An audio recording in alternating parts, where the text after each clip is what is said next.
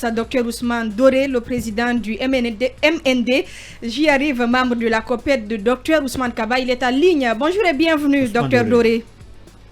Oui, bonjour madame, bonjour à vos auditeurs et à vos collègues. Bienvenue. Alors, vous étiez au lancement des travaux du cadre de concertation dit inclusif. Pourquoi avoir fait ce choix, contrairement à d'autres partis, et pas les moindres Oui, très bien. Merci pour la question. C'est un choix très judicieux que nous avons opéré. Je crois que tous les Guinéens aujourd'hui savent que cette transition, le vœu, ce qui est souhaité par tous les Guinéens, c'est que cette transition aboutisse à l'ordre constitutionnel. Chacun doit jouer son rôle. Le rôle de la classe politique, c'est effectivement de s'asseoir autour de la table. Le dialogue, je n'ai pas besoin de rappeler les vertus du dialogue, mais en réalité, dans une société, on doit pouvoir se parler. Et donc, de quoi il était question ici précisément? Il était question du lancement du cadre de concertation que la classe politique elle-même a sollicité. Elle a réclamé un cadre de dialogue, pas un cadre de concertation inclusif. Elle voulait que ça soit anti-politique. Voilà, écoutez, tout ce que nous savons, c'est que c'est un cadre qui réunit des différents acteurs sociopolitiques qui ont donc un rôle à jouer dans la transition, à échanger avec les autorités de la transition. C'est aussi simple que ça. Nous l'avons demandé depuis le mois de décembre, après plusieurs concertations avec les différents partis et les différentes coalitions. Nous nous sommes accordés sur un mémorandum qui a été signé par les 13 coalitions politiques qui existaient à l'époque. Et ce mémorandum demandait quoi? Il demandait au CNRD d'ouvrir un point de dialogue, de mettre en place un cadre de consultation, de dialogue, afin que la classe politique contribue à la marche de la transition. Mais écoutez, c'est ce qui a été acté. Vous pensez qu'ils ont eu tort de ne pas y aller, l'UFDG, le RPG, l'UFR et tous les autres? Bon, ça n'engage que, je pense que compte tenu des efforts qu'ils ont fournis, j'étais le médiateur de ce rassemblement de la classe politique. Je sais quel effort on a fourni à tous les niveaux.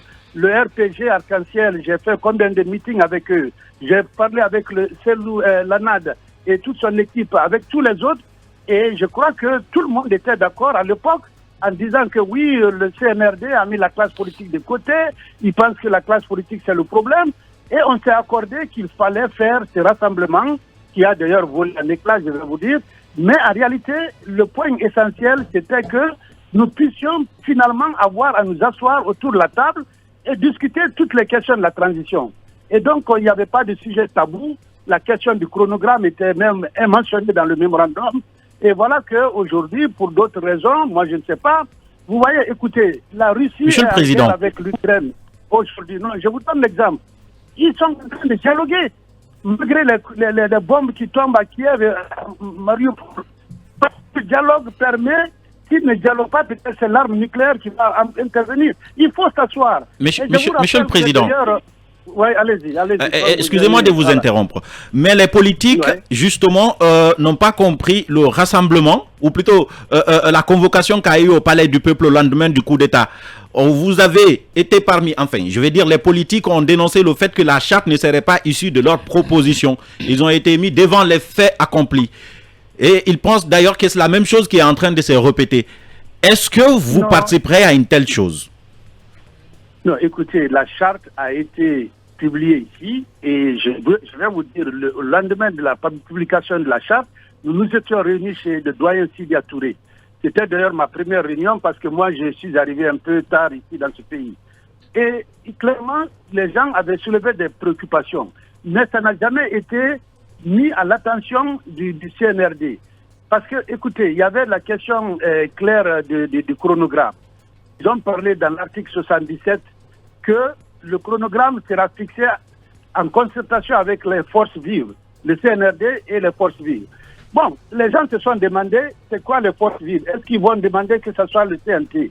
Je vous rappelle, monsieur, que ce débat a été clos hier, parce qu'ils ont réaffirmé qu'effectivement, c'est les forces vives, telles que nous nous retrouvons dans ce cadre-là, qui vont discuter avec le CNRD pour déterminer la durée de la transition. Ils auraient pu le dire avant, docteur Doré. Oui, ils auraient pu le dire avant pour éviter peut-être le boycott. Je suis d'accord avec vous, mais qu'à cela ne tienne, qu'est-ce qu'on veut? Il faut qu'on sache en Guinée qu'est-ce qu'on veut. De toutes les façons, vous n'avez pas mis tous dans vos débats que c'est des militaires, peut-être ils sont un peu aussi novices dans le fonctionnement de l'État, mais il faut leur donner le bénéfice du doute. De toutes les façons, le cadre de concertation est créé. Ils l'ont lancé. Ils ont tendu la main, ou du moins c'est d'attraper la main que nous avons voulu tendre pour avoir ce dialogue. Je crois qu'il faut ne pas se mettre dans cette discussion qui ne nous amène nulle part. L'objectif final que l'on vit, chacun, c'est que la Guinée aille vers l'ordre constitutionnel. Et le test pour ça, c'est d'avoir des élections que personne ne pourra contester dans ce pays. D'accord, mais docteur, si vous permettez, est-ce que vous pensez qu'il y a eu de nouveau hier, puisque Mori Kondé s'est mis à citer tout ce qui a été cité avant? Ça, vous le savez très bien, il n'y a rien eu de nouveau. Et d'ailleurs, j'ai comme l'impression qu'on est en train de jouer avec vous. À la prise du pouvoir, on vous a convié au palais pour vous demander d'aller réfléchir, envoyer des mémos. Vous l'avez fait. Après, quelques mois après la prise de pouvoir, vous avez été convoqué au niveau de l'administration du territoire pour vous demander quel cadre voulez-vous. Vous êtes parti faire des propositions. Hier, vous revenez, on vous entretient la même méthode, on vous dit allez-y, renvoyez-nous une proposition. Finalement, est-ce que ce n'est pas une perte de temps? Est-ce qu'on ne pouvait pas quand même vous donner les TDR, ce qui a fait que les autres ne sont pas venus avant de dire quoi que ce soit? Pour conclure. Écoutez, quand vous voulez que quelque chose marche, il faut prendre des actions. Et mais 8 mois après, près de 8 mois après, la même méthode. Non, mais écoutez, 8 mois après, je concède avec vous. Mais je pense que pour eux, il y avait d'autres priorités qu'ils ont essayé de mettre devant. Je ne sais pas, je ne suis pas dans leur secret. Mais en tout état de cause, ce que moi j'ai dit, pour la classe politique, nous attendions qu'il y ait cet appel-là, à s'asseoir autour de la table. Maintenant, vous dites que hier, je ne sais pas, votre supposition était qu'il n'y a eu rien de nouveau. Si, il y a eu du nouveau. Le nouveau, et d'ailleurs, les membres du G58, là, ils étaient présents, ils ont envoyé des représentants qui ont pris la parole. Certains membres. Certains membres, c'est ce que j'ai dit.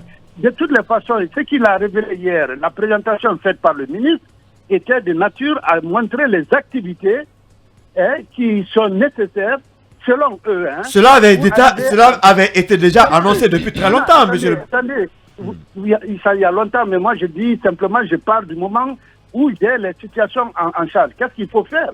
On ne peut pas s'occuper de 7 mois passés, 8 mois. C'est dommage, ils auraient pu le faire tôt, effectivement. Mais c'est fait maintenant. Je vais prendre à partir de là pour savoir quand on va sortir de la transition. Et clairement, ce programme d'activité est conçu comme document de base pour les discussions qui vont venir dans le cadre de consultation. Parce que tout le monde doit se prononcer. Ils nous ont donné les copies.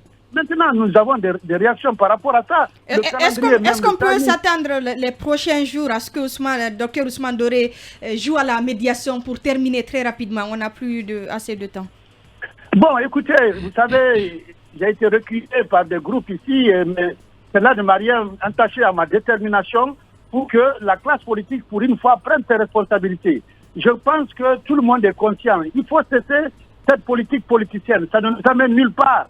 Nous voulons que la transition guinéenne, cette fois-ci, soit différente des autres et que ce soit la dernière transition. Nous sommes prêts à pactiser avec le diable si cela doit se faire. Et donc, je suis prêt à prendre mon bâton de pèlerin si c'est nécessaire, si les autres acteurs le veulent. Mais en tout état de cause, il y a un cadre qui est là et dans lequel cadre il suffit d'envoyer. On a 20 représentants. 20 représentants alors que dans le CNT, on n'a que 15. Il y a 20 sur les 39. Donc, ça veut dire qu'on peut peser dans la discussion. Et c'est nous-mêmes qui avons demandé d'être rejoints par les acteurs sociaux. C'est écrit dans le mémorandum qu'on a envoyé au CNRD. Et quand ils ont appelé la classe politique pour discuter le cadre, tout le monde, il y a eu des avis sur ça. Il y en a qui voulaient que ça soit juste avec les acteurs politiques, mais la majorité avait dit, essayons de faire avec les forces vives. Les forces vives, ce n'est pas juste les acteurs politiques, c'est aussi la société civile. Et c'est ce qu'on a dans le cadre. Donc je crois qu'il faut rouler la balle à partir de maintenant. Nous allons sortir un chronogramme parce qu'aucun sujet ne sera tabou dans le cadre de ce dialogue. Et nous allons arriver à une durée qui est optimale, qui va satisfaire tous les Guinéens. Grand merci à vous, docteur Ousmane Doré, pour votre prise de parole chez nous ce matin.